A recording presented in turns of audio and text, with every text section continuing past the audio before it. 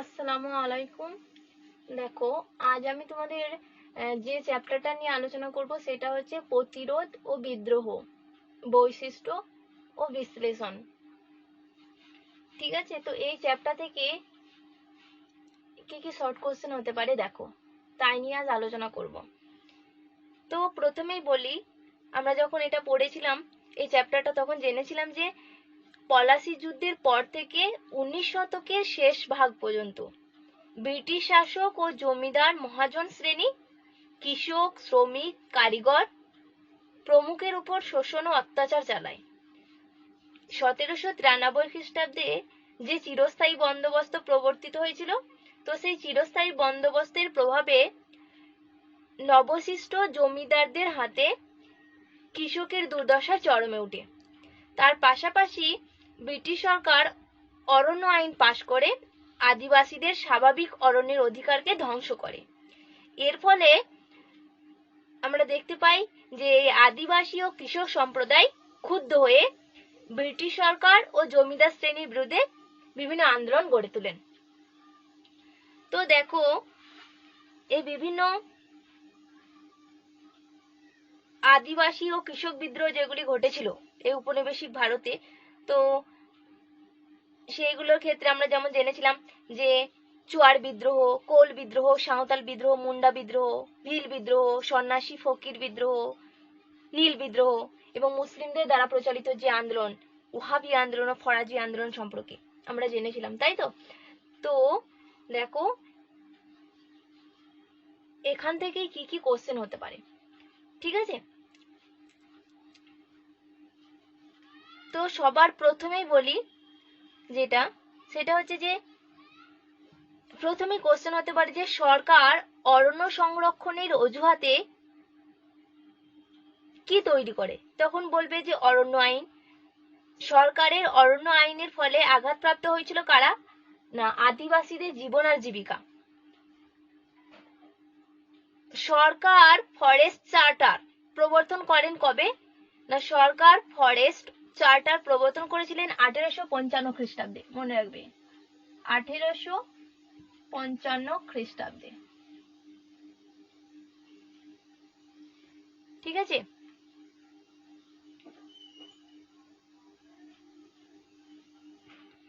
তো খ্রিস্টাব্দে ব্রিটিশ সরকার কর্তৃক বন বিভাগ স্থাপিত হয়, তাহলে বলবে 1864 খ্রিস্টাব্দে। ঠিক আছে, 1864 খ্রিস্টাব্দে ব্রিটিশ সরকার কর্তৃক বন বিভাগ স্থাপিত হচ্ছে। এরপর যদি বলা হয় প্রথম অরণ্য আইন কবে পাশ হয়, তাহলে কি বলবে? প্রথম অরণ্য আইন পাশ হচ্ছে 1865 খ্রিস্টাব্দে। মনে রাখবে, প্রথম অরণ্য আইন পাশ হচ্ছে 1865 খ্রিস্টাব্দে। ঠিক আছে, আর দ্বিতীয় অরণ্য আইন পাশ হচ্ছে 1878 খ্রিস্টাব্দে। হলো। এরপর যদি বলা হয় যে বাংলায় সংগঠিত প্রথম আদিবাসী কৃষক বিদ্রোহ কোনটি? বাংলায় সংগঠিত প্রথম আদিবাসী কৃষক বিদ্রোহ।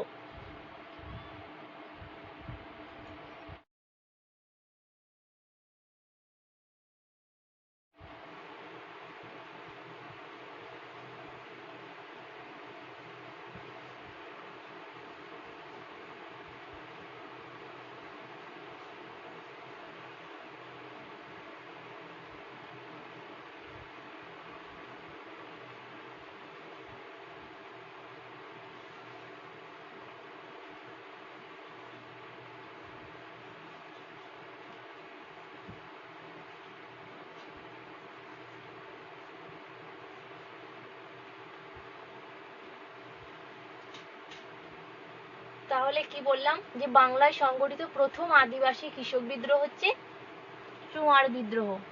ঠিক আছে, এটা মনে রাখবে। এরপরে দেখো আর কি কি কোশ্চেন এখান থেকে হতে পারে, যেমন যদি বলা হয় জগন্নাথ ধল বা সিংহ কে ছিলেন, তাহলে বলবে ঘাটশিলায় ধলপুরের রাজা।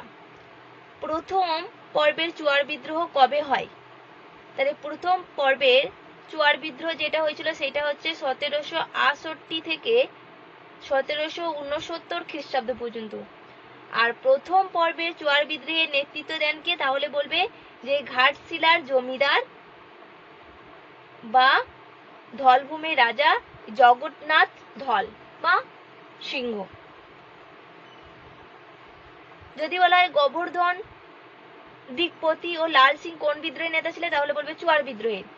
আর দ্বিতীয় পর্বের চুয়ার বিদ্রোহ কবে অনুষ্ঠিত হয়েছিল, তাহলে বলবে 1798 থেকে 1799। যদি বলা হয় দ্বিতীয় পর্বের যে চুয়ার বিদ্রোহ সেই বিদ্রোহে কে নেতৃত্ব দেন, তাহলে বলবে বাঁকুড়া রায়পুরের জমিদার যার নাম হচ্ছে দুর্জন সিং, বা ঘুরিয়েও কোশ্চেন হতে পারে যে দুর্জন সিং কোন বিদ্রোহে নেতৃত্ব দিয়েছিলেন, তাহলে দ্বিতীয় পর্বে যে চুয়ার বিদ্রোহ হয়েছিল সেই চুয়ার বিদ্রোহে নেতৃত্ব দিয়েছিলেন হচ্ছে তোমার এই দুর্জন সিং। আবার রানী শিরোমণি ইনিও কিন্তু এই দ্বিতীয় পর্বের চুয়ার বিদ্রোহে নেতৃত্ব দিয়েছিলেন। যদি বলা হয় মেদিনীপুরের লক্ষ্মীবাই নামে কে পরিচিত ছিলেন, তাহলে বলবে রানী শিরোমণি। ঠিক আছে, এটা মনে রাখবে।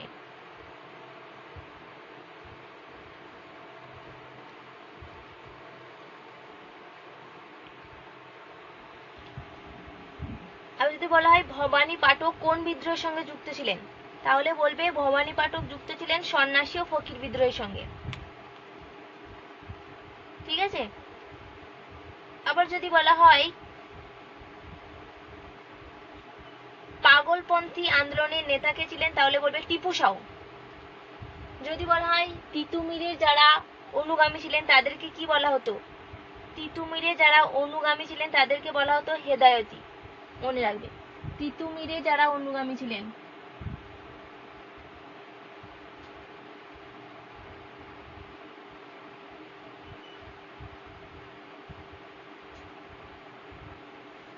তিতুমিরে যারা অনুগামী ছিলেন তাদেরকে কি বলা হতো, হেদায়তি। ঠিক আছে,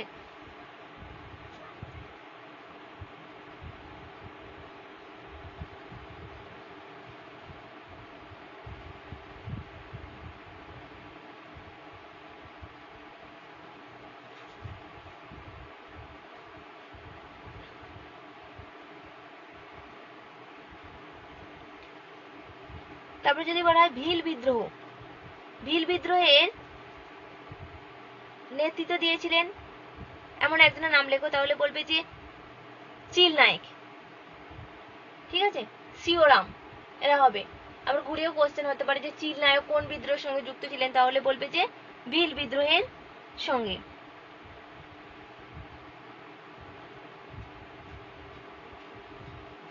যদি বলা হয় কোল উপজাতি, কোল উপজাতিদের বাসস্থান ছিল কোথায়, তাহলে বলবে ছোটনাগপুর অঞ্চলে।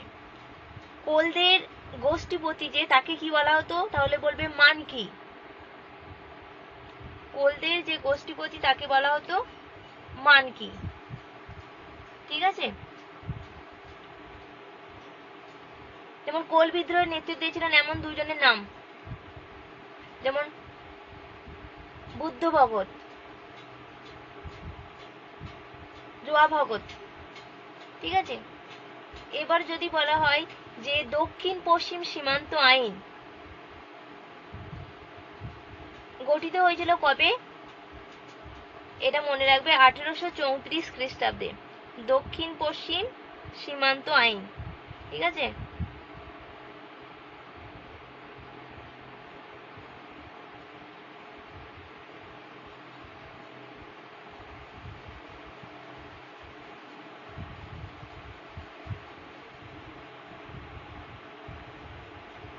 এই দক্ষিণ পশ্চিম সীমান্ত আইন যেটা, সেটা হচ্ছে 1834 খ্রিস্টাব্দে, সালটা মনে রাখবে 1834 খ্রিস্টাব্দে। ঠিক আছে। আর এটি কোন বিদ্রোহের সঙ্গে যুক্ত, তাহলে বলবে কোল বিদ্রোহের সঙ্গে।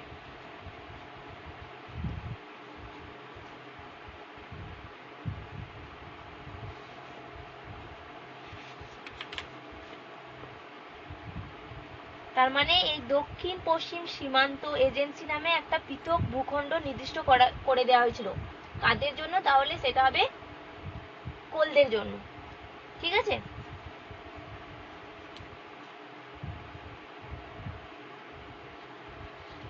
এরপরে দেখো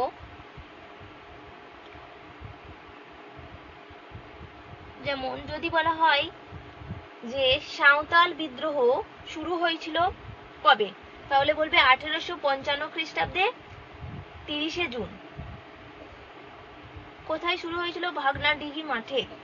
কাদের নেতৃত্বে, সিধু ও কানুর নেতৃত্বে। ঠিক আছে। এরপরে যদি বলা হয় যে এই হুল, হুল কথার অর্থ কি, তাহলে বলবে বিদ্রোহ।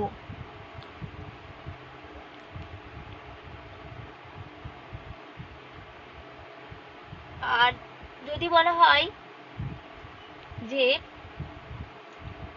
এই সাঁওতালরা যে অঞ্চলে বসতি স্থাপন করেছিল সেই অঞ্চলটার কি নাম দিয়েছিল, সেই অঞ্চলটার নাম দিয়েছিল দামিনী কোহ।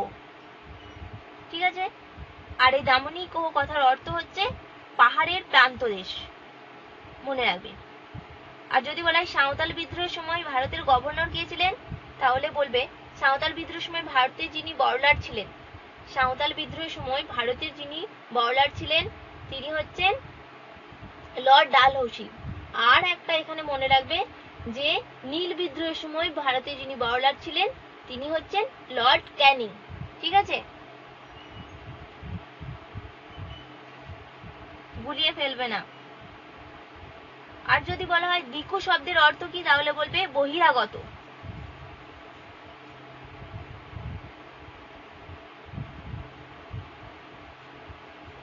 বিরসা মুন্ডা কে ছিলেন, তাহলে বলবে মুন্ডা বিদ্রোহের একজন বিখ্যাত নেতা। ঠিক আছে।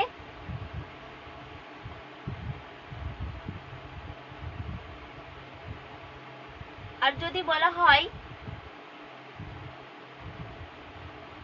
এই মুন্ডা বিদ্রোহের আরেক নাম কি ছিল, তখন বলবে উলগুলান। এই বিরসা মুন্ডার উপাস্য দেবতা কি ছিল, তাহলে বলবে যে সূর্য। ঠিক আছে। দেখো যদি বলা হয় যে মুন্ডা বিদ্রোহ শুরু হয়েছিল, তাহলে বলবে 1899 খ্রিস্টাব্দে। আর যদি মুন্ডা বিদ্রোহের সময়সীমা বলা হয় তাহলে বলবে 1899 থেকে 1900 খ্রিস্টাব্দ। যদি সাঁওতাল বিদ্রোহের সময়সীমা বলা হয় তাহলে বলবে যে 1855 থেকে 1856 খ্রিস্টাব্দ। যদি নীল বিদ্রোহের সময়সীমা বলে তাহলে বলবে 1859 থেকে 1860 খ্রিস্টাব্দ। ঠিক আছে।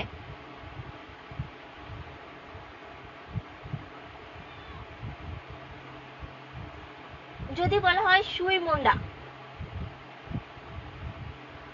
কোন বিদ্রোহে নেতৃত্ব দিয়েছিলেন, তাহলে বলবে কোল বিদ্রোহে। ঠিক আছে। দেখো যদি বলা হয় নীল বিদ্রোহের প্রধান দুইজন নেতার নাম লেখো, তাহলে বলবে দিগম্বর বিশ্বাস আর বিষ্ণুচরণ বিশ্বাস। যদি বলা হয় যে নীল বিদ্রোহের যে ছবি সেটা ফুটে উঠেছে কোন নাটকে, তাহলে বলবে নীল দর্পণ নাটকে। ঠিক আছে।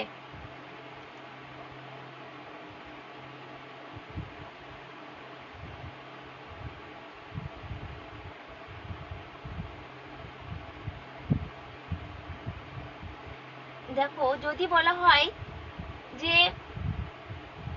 ভারতের কোন বড়লাট এই সন্ন্যাসী ও ফকির বিদ্রোহের নামকরণ করেন, তাহলে বলবে যে লর্ড ওয়ারেন হেস্টিং। আর বঙ্কিমচন্দ্রের যে উপন্যাসে সন্ন্যাসী বিদ্রোহের উল্লেখ আছে সেই উপন্যাসটির নাম হচ্ছে আনন্দমঠ, মনে রাখবে। আর সন্ন্যাসী ফকির বিদ্রোহের সূচনা হয়েছিল 1763 খ্রিস্টাব্দে। আর যদি বলা হয় যে হিন্দুস্তানের যাযাবর পেশাদার ডাকাতদের উপদ্রব বলা হয় কোন বিদ্রোহকে, তাহলে বলবে সন্ন্যাসী ও ফকির বিদ্রোহকে।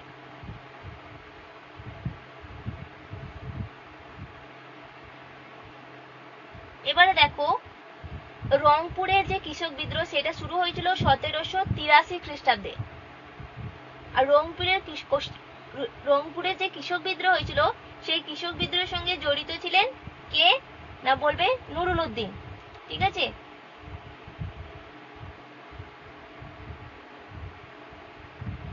যদি বলা হয় দেবী সিংহ কে ছিলেন তাহলে বলবে রংপুরের অত্যাচারী এজারাদার ছিলেন দেবী সিংহ।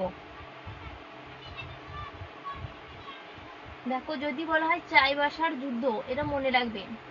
ঠিক আছে, চাইবাসার যুদ্ধ, চাইবাসার যুদ্ধ হয়েছিল কোলদের সঙ্গে ইংরেজদের। কাদের সঙ্গে বললাম? কোলদের সঙ্গে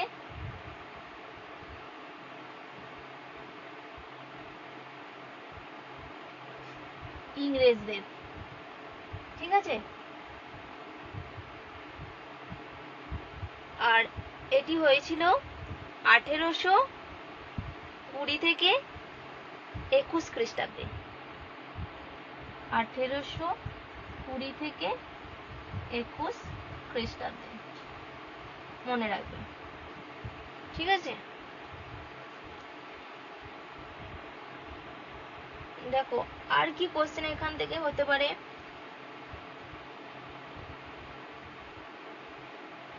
যেমন আমি তো আগেই বললাম যে সাঁওতাল বিদ্রোহের নেতৃত্ব দিয়েছিলেন সিধু কানু। ঠিক আছে, এবার যদি বলা হয় যে সাঁওতালদের জন্য সরকার যে বাসভূমি নির্দিষ্ট করে দিয়েছিল,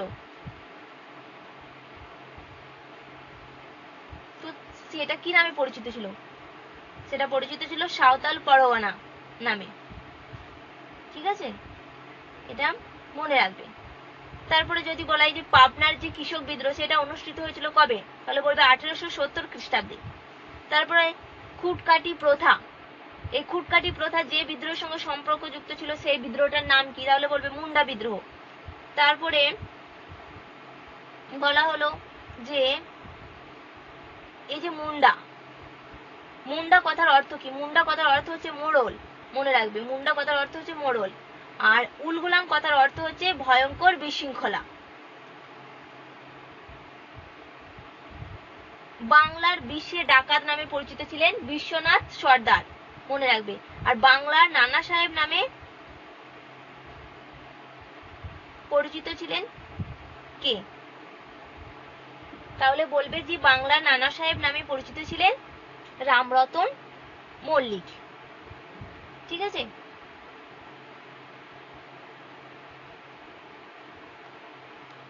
এরপরে দেখো, এরপরে যদি বলা হয় একটা বিখ্যাত গ্রন্থ দ্য ব্লু মিউনিটি, এই গ্রন্থের লেখক কে ছিলেন তাহলে বলবে ব্লেয়ার কিং। এটা খুব ভালো করে মনে রাখবে।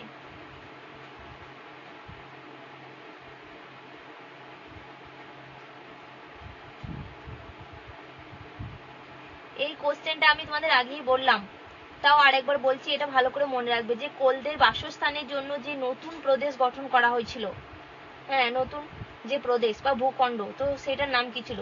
আমি একটু আগেই বললাম, দেখো বোর্ডের দিকে তাকাও, দেখতে পাবে আমি লিখেছি দক্ষিণ পশ্চিম সীমান্ত এজেন্সি। ঠিক আছে, এটা মনে রাখবে।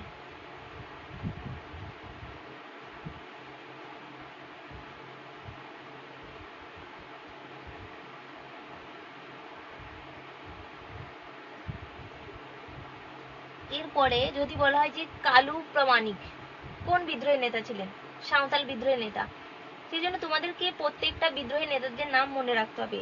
তার কারণ হচ্ছে যে কোনো একজনের নাম দিয়ে তোমাদেরকে জিজ্ঞেস করা হতে পারে যে এটা কোন বিদ্রোহের নেতা ছিলেন ইনি। ঠিক আছে, সেই জন্য প্রত্যেকটা বিদ্রোহের নেতাদের নামকে তোমাদেরকে ভালোভাবে মনে রাখতে হবে। বুঝতে পারলে কি বললাম?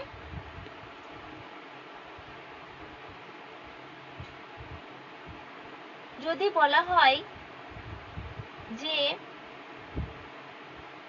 খুঁটকাটি কথার অর্থ কি, তাহলে কি বলবে?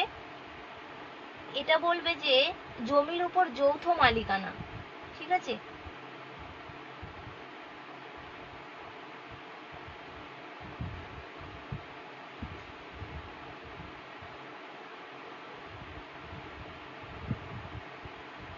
দেখো, সন্ন্যাসী আর ফকির বিদ্রোহ যদি সময়সীমা বলা হয় তাহলে বলবে যে 1763 থেকে 1800 খ্রিস্টাব্দ পর্যন্ত। যদি সন্ন্যাসী ও ফকির বিদ্রোহের দুইজন নেতার নাম বলে তাহলে কি বলবে? একজনের নাম যেমন ভবানী পাঠক, তো আরেকজনের নাম হচ্ছে মজনু শাহ। ঠিক আছে, তাছাড়াও দেবী চৌধুরানীর নামও বলতে পারো, কারণ দেবী চৌধুরানীও সন্ন্যাসী ফকির বিদ্রোহের সঙ্গে যুক্ত ছিলেন। ঠিক আছে,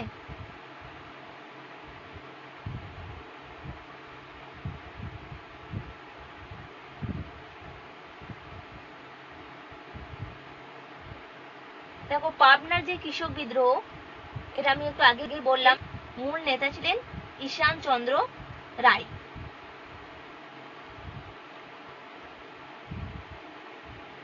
আর যদি বলা হয় এই পাবনার কৃষক বিদ্রোহের সময় বিদ্রোহী রাজা নামে কি পরিচিত ছিলেন তাহলে বলবে ঈশান চন্দ্র রায়।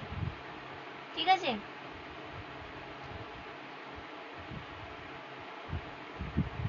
দেখো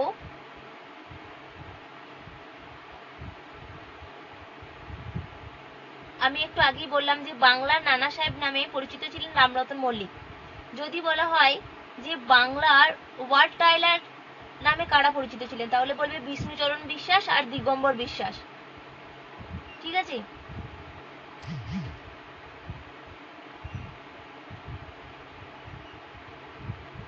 দেখো এখানেই আরো কয়েকটা কোশ্চেন হয় যেগুলো তোমরা জানো, তোমাদের আমি আগে আলোচনা করেছি, অনেকবার আলোচনা করেছি, তো তাও আরেকবার বলছি। দেখো, যেমন হিন্দু পেট্রোল পত্রিকার সম্পাদক কে ছিলেন? হরিশ্চন্দ্র মুখোপাধ্যায়। নীল দর্পণ নাটকটি ইংরেজিতে কে অনুবাদ করেন? মাইকেল মধুসূদন দত্ত। নীল কমিশন কবে গঠিত হয়? 1860 খ্রিস্টাব্দে, তাই তো?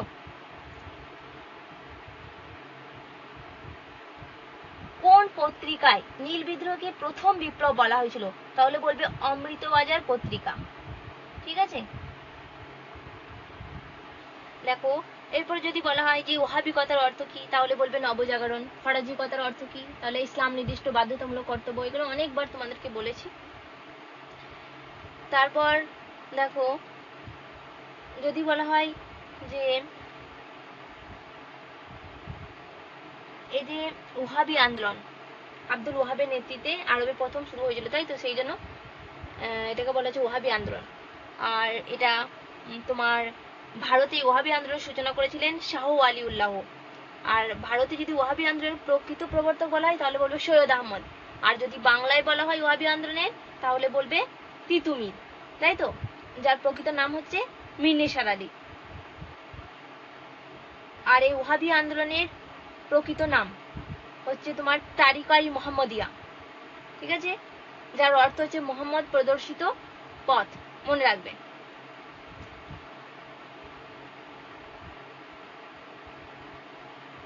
যদি বলা হয় ফরাজি আন্দোলনের প্রবর্তক কে ছিলেন তাহলে বলবে হাজী শরীয়তুল্লাহ। ফরাজি আন্দোলনের দুইটা নেতার নাম তাহলে হাজী শরীয়তুল্লাহ, মোহাম্মদ মহসিন, তাই তো? মোহাম্মদ মহসিনকে আমরা কি নামে চিনি? দুদু মিয়া নামে। ঠিক আছে,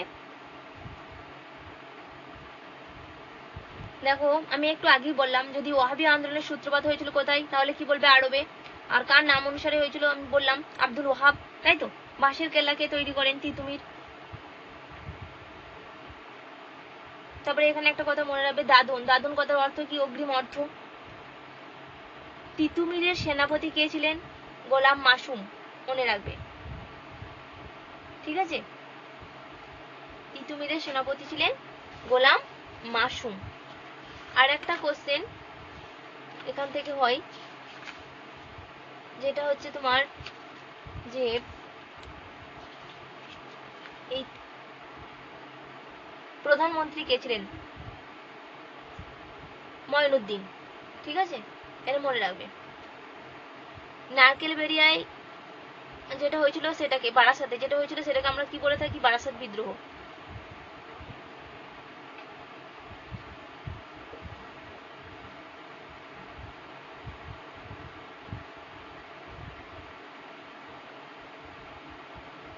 আর একটা হচ্ছে কোশ্চেন যেটা, সেটা হচ্ছে যে যদি বলা হয় যে তিতুমির এই ইংরেজদের বিরুদ্ধে যখন লড়াই করছিলেন তখন ভারতের বড়লাট কে ছিলেন? মনে রাখবে, লর্ড উইলিয়াম বেন্টিং। ঠিক আছে, এটা মনে রাখবে। আর যদি বলা হয় যে হাজি শরীয়তুল্লাহর পর বাংলায় ফরাজি আন্দোলনের নেতৃত্ব দিয়েছিলেন কে? মোহাম্মদ মহসিন, তাই তো, যাকে আমরা দুদু মিয়া নামে চিনি। তো জমি আল্লাহর দান, এই উক্তিটি ছিল এই দুদু মিয়ার, মনে রাখবে।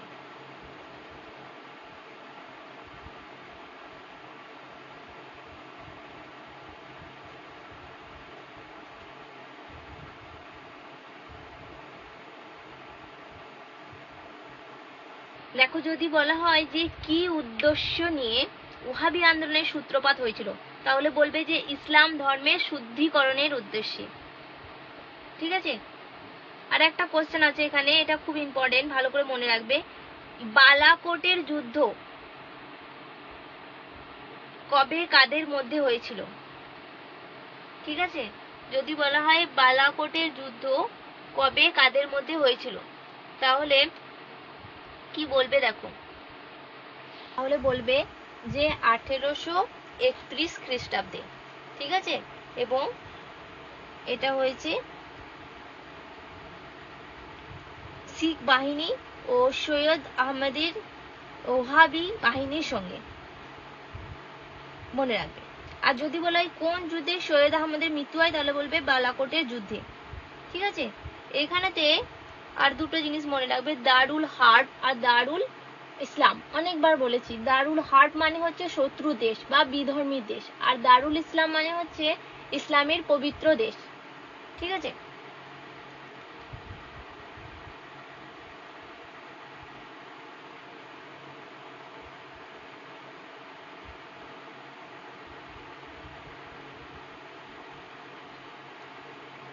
তো দেখো আমি যেভাবে শর্ট কোশ্চেনগুলো নিয়ে আজ আলোচনা করলাম, তোমরা এভাবে পড়বে। ঠিক আছে, তোমাদের টেক্সট বইটা ভালো করে পড়ো।